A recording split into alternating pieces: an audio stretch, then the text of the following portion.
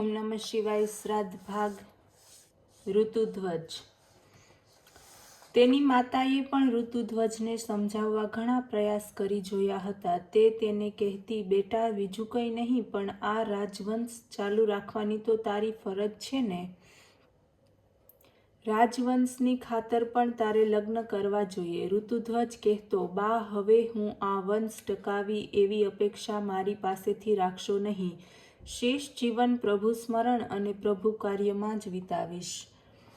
સ્મૃતિકારો લખે છે કે અતિ પ્રભાવિત થયેલા લોહીનો વંશ ટકતો જ નથી. શત્રુજીત અને ઋતુધ્વજના જીવનની તેજસ્વીતા ખરેખર જ અસામાન્ય હતી. કદાચ તેથી જ ભગવાને મદાલસાને તે બધાની વચ્ચેથી ઉપાડી લીધી હશે. ઋતુધ્વજને પરણવાનું કોઈ જ મનાવી શકતું ન હતું. ઋતુધ્વજના નાગ મિત્રોથી આ સ્થિતિ જોઈ શકાતી ન હતી. તેઓ પોતાના પિતા નાગરાજ અશ્વતરા પાસે ગયા. અશ્વતર અતિ તપસ્વી અને પુણ્યશીલ હતા. નાગ લોકોને ખાતરી હતી કે આ પરમ પ્રભુ ભક્તના શબ્દને ઈશ્વરના દરબારમાં કિંમત છે. તે જો ધારે તો મદાલસાને જરૂર પાછી લાવી શકે. અશ્વતરને જ્યારે આ વિનંતી કરવામાં આવી ત્યારે તેમણે કહ્યું, બેટા, પ્રભુએ નિર્ધારેલી વાતોમાં હસ્તક્ષેપ કેમ કરાય? અને વળી આ મૃત્યુલોકની વાતોમાં તો યમની સત્તા ચાલે. સૃષ્ટિ ક્રમથી ચંદ્રપણ પર ન રહેતા ક્ષય વૃદ્ધિને આધીન છે. ત્યાં મારા જેવા પામર માનવીનું શું ગજું? પિતાજી, ઋતુધ્વજ જેવા મહાન, કર્તૃત્વશાળી અને સંસ્કૃતિ પ્રેમી યુવરાજની માટે તો અમે અમારું બધું પુણ્ય ખર્ચી નાખવા તૈયાર છીએ. પિતાજી, ઋતુધ્વજ અને મદાલસાએ નાગ લોકોના અભ્યુદયને માટે લોહીનું ટીપે ટીપું ખર્ચી નાખ્યું છે. તેમના આપણા પર અનંત ઉપકારો છે. નાગલોકની પ્રતિષ્ઠા તેમની આભારી છે. ઋતુધ્વજે તો પ્રભુ ઉપર પણ ઉપકારો કર્યા છે એમ કહીએ તો પણ તેમાં જરા પણ અતિશયોક્તિ નથી. રાત દિવસ પ્રભુના કામમાં જેણે પોતાની આખી જિંદગી ખર્ચી નાખી, છતાં ભગવાન પાસે કદી કશું બદલામાં માગ્યું નહીં. આ બધું કરવા છતાં પણ તેની સુંદર અને ગુણિયલ પત્ની ભગવાને ઉપાડી લીધી તો પણ તેણે તેના વિરુદ્ધ ફરિયાદ સુદ્ધા કરી નહીં. એવા મહાન કર્તૃત્વશાળી જીવને તેને મદાલસા પાછી નહીં લાવી આપો? પિતાજી, મદાલસાને ફક્ત તમે જ પાછી લાવી શકશો. એ શક્તિ ફક્ત તમારા હાથમાં જ છે.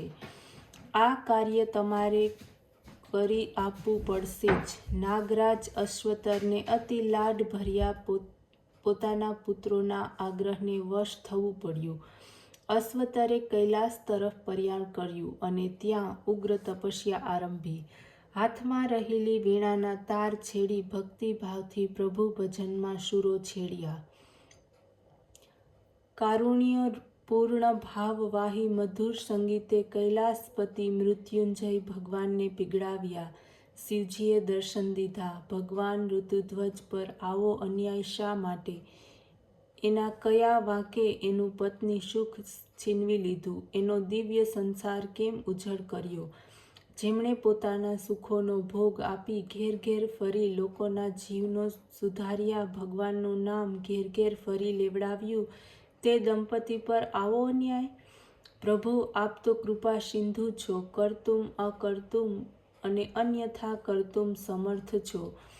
ઋતુધ્વજનું આ દુઃખ તમે નહીં ટાળો તો બીજું કોણ ટાળશે? અશ્વતરે આર્તતાથી ભગવાન શંકરને પ્રાર્થના કરી. ભગવાન શંકરે જવાબ આપ્યો, મનુષ્ય તેના પ્રારબ્ધે આધીન છે. તેનું પ્રારબ્ધ એવું હશે એમાં હું શું કરી શકું? પ્રભુ, આપ કહો છો તમે જો એનું પ્રારબ્ધ ન બદલી શકો તો પછી લોકો તમારા ભગવાનપણા બદલ શંકા કરશે. ભગવાન, આ હું ભીખ નથી માગતો. જીવન પર્યંત તપ કરનાર આ અશ્વતર કહે છે કે તમારે મદાલસાને પાછી લાવવી જ પડશે. જગન્યતા પ્રભુ ભક્તોને આધીન હોય છે. એમના લાડ, એમના કાલાવાલા, અરે એમની ધમકીને પણ ભગવાન વશ થઈ જાય છે. ભગવાન શિવજી અશ્વતરની તેજસ્વી વાણીથી પ્રસન્ન થયા અને મદાલસાને પાછી સોંપી. મદાલસાને લઈ અશ્વતર નાગલોકમાં પાછા ફર્યા. અશ્વતરે ઋતુધ્વજને નાગલોકમાં આવવા ખાસ આમંત્રણ મોકલ્યું. કઠોર કર્તવ્ય નિષ્ઠાથી કૃશ થયેલા ઋતુધ્વજે નાગમિત્રના આમંત્રણને માન સહિત સ્વીકાર્યું. ખૂબ જ ઠાઠથી નાગરાજાએ તેનું સન્માન કર્યું. તેના માનમાં બહુ મોટો શુભારંભ યોજ્યો. ઋતુધ્વજ આ બધા ભપકાથી આશ્ચર્ય પામ્યો અને આ બધામાં હવે રસ નથી. મદાલસા જતાં હું નિષ્પ્રાણ બન્યો છું. તમે અને ઋતુધ્વજના શબ્દો અધૂરા જ રહ્યા. તેણે સામેથી મદાલસાને આવતી જોઈ પહેલાં કરતાં અનેક ગણી સુંદર, દિવ્ય, ભવ્ય. તે દીઢમૂઢ થઈ મદાલસા તરફ જોઈ જ રહ્યો. અશ્વતરે તેને ઠઠોડીને કહ્યું, ઋતુધ્વજ, આજ સુધી મદાલસા સ્ત્રી હતી, પરંતુ હવે તે પ્રભુની પ્રસાદી છે. તું તેનો સ્વીકાર કર. રાજન, હું તમારું ઋણ કઈ રીતે ચૂકવું? મારે હવે બીજું કંઈ જ જોઈતું નથી.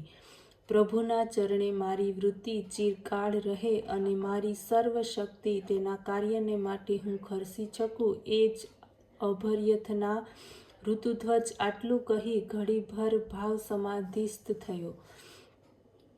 અશ્વતરે કહ્યું, ધન્ય છે ઋતુધ્વજ, જગન્નિયંતા પ્રભુએ તારું લોકોત્તર કર્તૃત્વ જોઈ કુદરતના નિયમો તોડ્યા છે. પોતાનું અન્યથા કરતું સામર્થ્ય વાપરી મદાલસાને તેણે પાછી સોંપી છે. ધન્ય છે તું, ધન્ય છે મદાલસા, ધન્ય તમારું દાંપત્ય, તમારી જીવન સૌરભ દિગંત વ્યાપક અને લોકો હંમેશા તમારામાંથી પ્રેરણા લઈ પ્રભુ કાર્ય માટે તત્પર થાય તેવી પરમ કૃપાળુ પરમાત્માને મારી પ્રાર્થના છે. ઋતુધ્વજ અને મદાલસાના એ સુભગ પુનર્મિલનને આ ગંધવતી પૃથ્વીની સૌરભ વધારી લોકોના જીવનો પ્રભુ કાર્યની દિવ્યતાથી ભરી. ધન્ય છે એ ઋતુધ્વજ, ધન્ય છે એ મદાલસા અને ધન્ય છે એ અશ્વતર. ઓમ નમઃ શિવાય.